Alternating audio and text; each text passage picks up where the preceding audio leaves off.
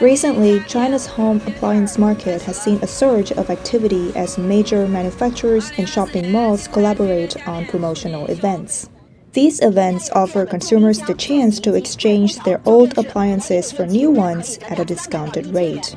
This initiative was sparked by a plan released on April 11, 2024, by the State Council along with 14 other departments, aimed at encouraging the renewal of large equipment and the replacement of consumer goods. Interestingly, the inclusion of the Ministry of Public Security in this list has raised eyebrows and prompted questions from the public about its role. In some areas, there are even staff who have been going door to door to record the age of household appliances in every home, creating individual reports for each household. This effort aims to target sales more precisely.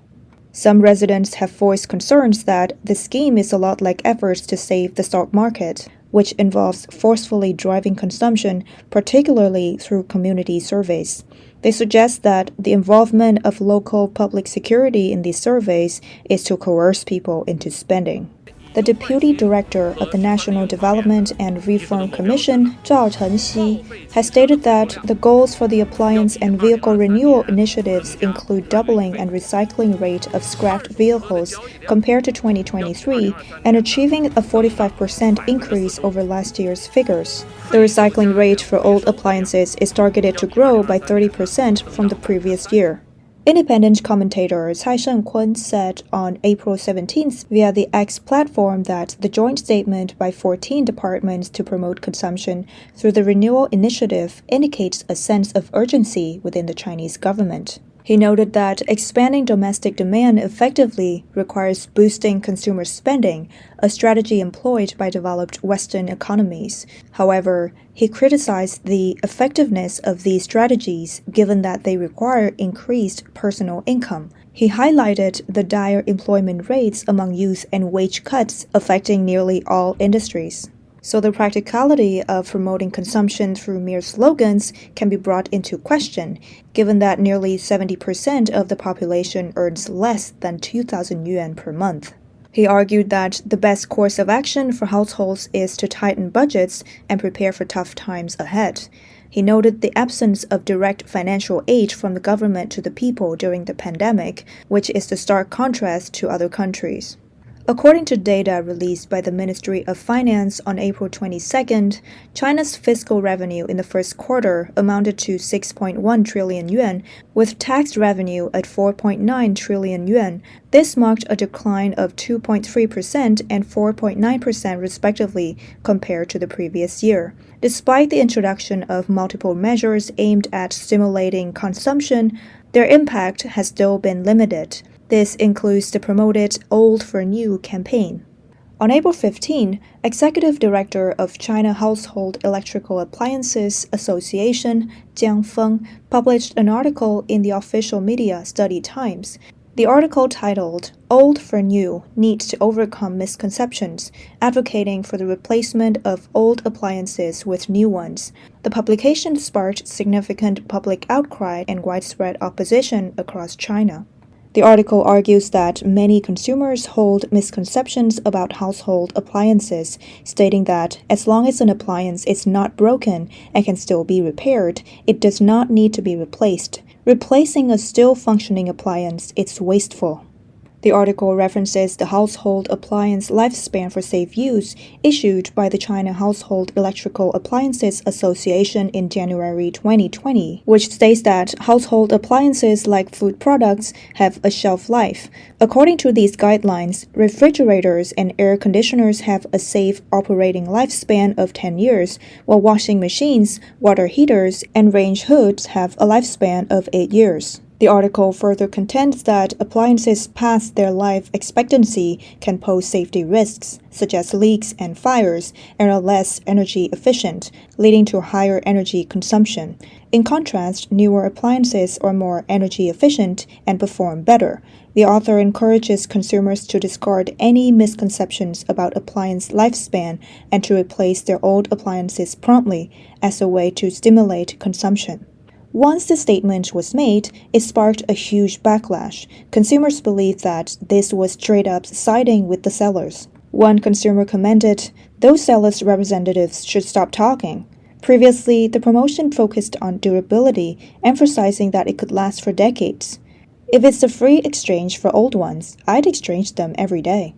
On Sina Finance headline, some comments directly criticized the chairman of China Household Electrical Appliances Association, saying, "Do you have no shame? The biggest risk for not upgrading appliances is simply two words: saving money. Can you first upgrade the public facilities like water pipes, sewer pipes, heating pipes, gas pipes, and electrical wiring that are beyond their service life?" Other users expressed relief, saying, "Luckily, our home's fridge and washing machine aren't connected to the internet, or else they might just break down one day." This statement is no exaggeration. Just days ago, residents of Chongqing reported a sudden increase in their gas usage after the gas company replaced their meters with smart gas meters, causing their gas bills to double from a few hundred yuan to even thousands. This topic quickly became a hot issue on social media platforms like Weibo, with a resident of Chongqing saying, "Last month's gas bill was 460 yuan. This month is 6,170 yuan," and questioning, "Is this your idea of stimulating consumption? It's too stimulating." One comment stated bluntly, "If appliances aren't selling, then just say it. Why go roundabout and try to take money from the people?" In reality, people normally don't buy new appliances simply because they either don't have the money or don't want to spend money. The fundamental reason for not spending or fearing to spend money is the general public's uncertainty about the future economic outlook. Someone commented and mentioned their personal hardships, stating they were unemployed, sick without money for treatment, struggling in life, and homeless without anyone caring, yet cared so much for when their appliances were old. Another comment suggested, given the current recurring state of uncertainty, those in higher positions should focus on improving the overall economic environment and boosting everyone's confidence in the future. Recently, a message circulated within a WeChat group in a neighborhood in Wuqing District, Tianjin, showing that community workers had started to take record of the age and other details of residents' home appliances. By scanning a QR code, residents could fill out a registration form. The survey not only included major appliances like air conditioners, refrigerators, and washing machines, but also small items like induction cookers, rice cookers, and fans. A resident mentioned that this baseline survey targeted all families currently living in this area, investigating the usage years of 16 types of appliances and whether they plan to replace them and the expense of each. Households were to report individually, with a deadline set for April 17, making people feel that their privacy is violated. Appliances are meant to be durable goods and would only be replaced once they break down. Why push for a survey to drive purchases? It would be better to reduce unnecessary tasks and directly subsidize the public with the saved funds. Some residents have raised doubts that the Wuqing district can rely on this single baseline survey to provide accurate data for the implementation of the Old for New campaign. They argue that no matter what campaigns are being implemented, the willingness to consume always depends on actual need and sufficient financial capability. Purchases are supposed to be voluntary. The law also prohibits forced buying or selling. Even if people express interest in trading for new appliances during baseline surveys, what happens if they lack the funds when it's time to pay? Conversely, if they initially decline but later decide to participate, what value does the extensive baseline survey provide? This raises questions for many, as one's financial capacity often determines their purchasing power. Ultimately, the decision to replace items depends both on necessity and financial stability. On April 24, taxi drivers in Yuechi County, Sichuan staged a strike to protest the local government's mandate that they switch to new energy vehicles. It is well recognized that the executive director of China Household Electrical Appliances Association, Jiang Feng, has delivered his remarks in response to President Xi Jinping's economic policy to stimulate consumption by pushing the Old for New campaign. In reality, various new measures and standards are being prepared across China to compel the public to increase their purchases. However, it's questionable whether these forced consumption policies would truly benefit the Chinese economy.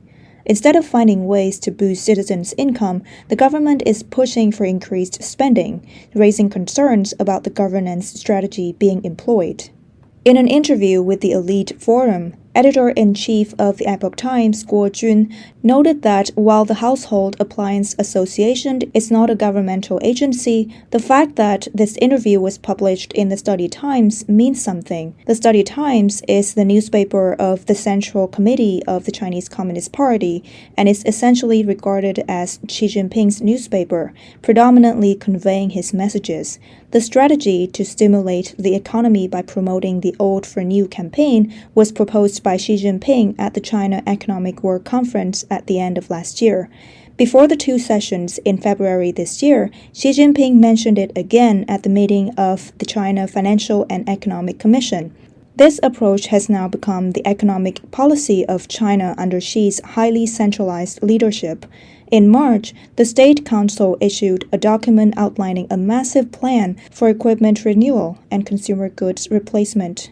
Guo also mentioned that this policy has come into force starting from China's wealthiest provinces, such as Guangdong.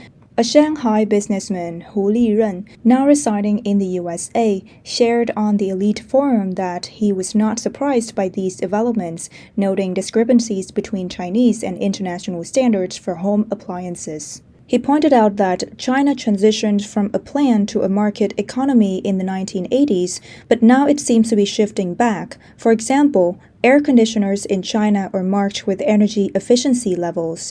If your appliance doesn't meet high efficiency standards, the government mandates a replacement, turning a market-driven consumer choice into a government-enforced action. Now the Chinese regime faces a dilemma. Many businesses are shutting down, and foreign enterprises have been leaving for the past few years. State-owned and well-known brands, which were once export-oriented, are now suffering due to political shifts, resulting in decreased exports. The government aims to boost domestic demand, but if the public cannot afford to participate, administrative measures are then employed to stimulate consumption.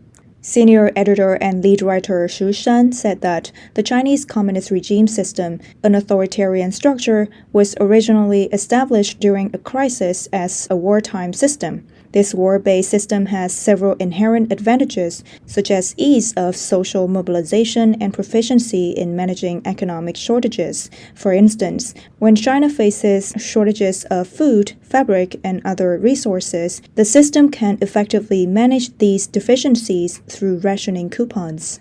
However, the system lacks a mechanism to handle surpluses. When there's an excess, it applies the same methods used for managing shortages, resulting in coercive tactics where consumers are forced to buy, whether they want to or not.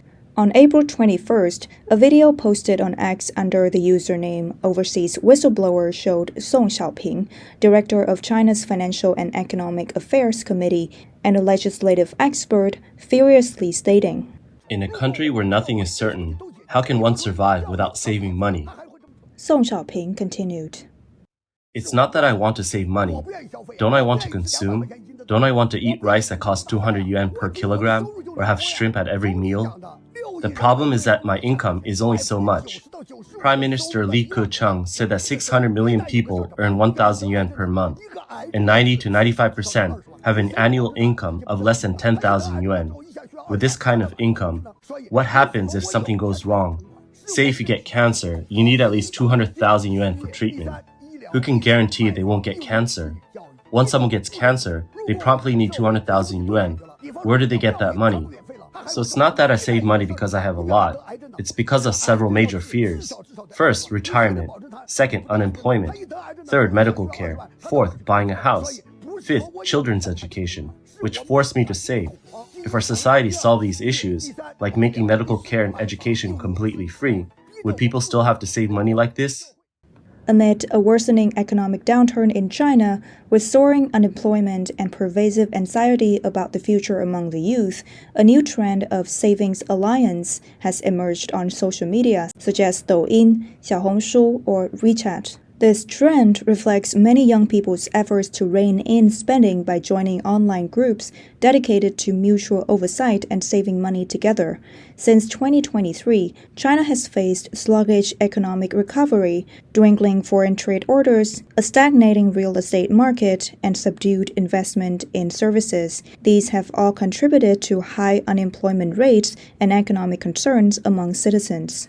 In response to these economic challenges, Chinese authorities have repeatedly lowered the interest rates on bank deposits in a bid to stimulate spending. However, amid economic recession, many people are instead curtailing their expenses and depositing money in banks to prepare for potential risks. Savings Alliance is a modern social cultural phenomenon in China, involving groups of people with common interests to undertake activities together.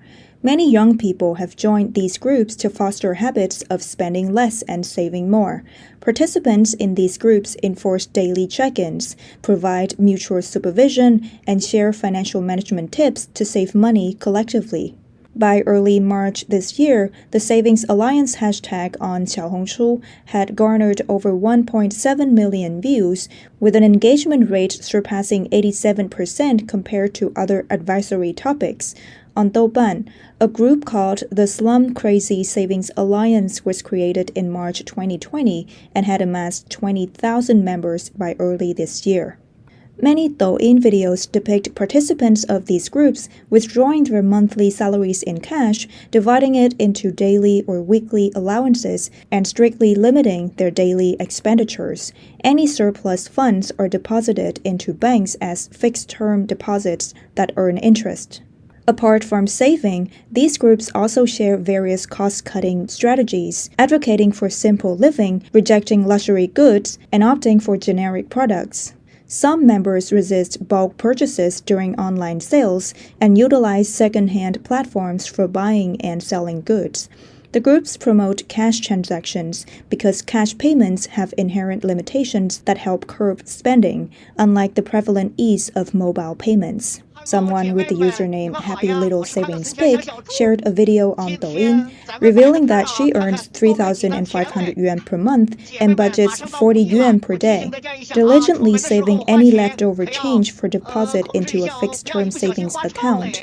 She expressed enjoyment in the gradual accumulation of small amounts and the daily motivation provided by group members working together to control spending. Many users showcase their fixed-term deposit slips on social media, indicating a growing motivation to save. According to Wind Information, from 2020 to early 2024, Chinese resident savings reached approximately 58 trillion yuan, with 82% held in fixed deposits, which is roughly equivalent to the total savings accumulated from 2009 to 2019. This reflects the substantial savings during the 3 years of the pandemic compared to the previous decade. This significant increase in fixed deposits highlights the severe economic downturn and challenging employment conditions. The Chinese government is pushing the lower-income population to upgrade their consumption, essentially pushing them to increase their debt. The real solution to promoting consumption upgrades would involve addressing the inequity in wealth distribution, rather than coercively raising the debt levels of the impoverished. However, this seems like an impossible task. The wealthiest individuals who have significant control over wealth distribution are unlikely to reduce their income or benefits to enhance others' gains. The resistance is inherent in human nature and underscores why authoritarian systems struggle to address wealth disparity, expand domestic consumer markets, or sustain economic growth. On April 16th, Fitch Ratings, one of the top 3 international credit rating agencies, downgraded its outlook for 6 major Chinese state-owned banks from stable to negative. The downgrade reflects concerns about the Chinese government's ability to support the banking sector under stress. The affected banks include Industrial and Commercial Bank of China, China Construction Bank, Agricultural Bank of China, Bank of China, Bank of Communications, and Postal Savings Bank of China. Last week, Fitch also downgraded the Chinese government's long-term foreign debt rating from stable to negative. The reason for this is the public finances of the CCP government are facing risks, and China is facing more uncertainties. This reliance on administrative orders to artificially stimulate the economy also indicates that the Chinese government is facing a dire lack of options.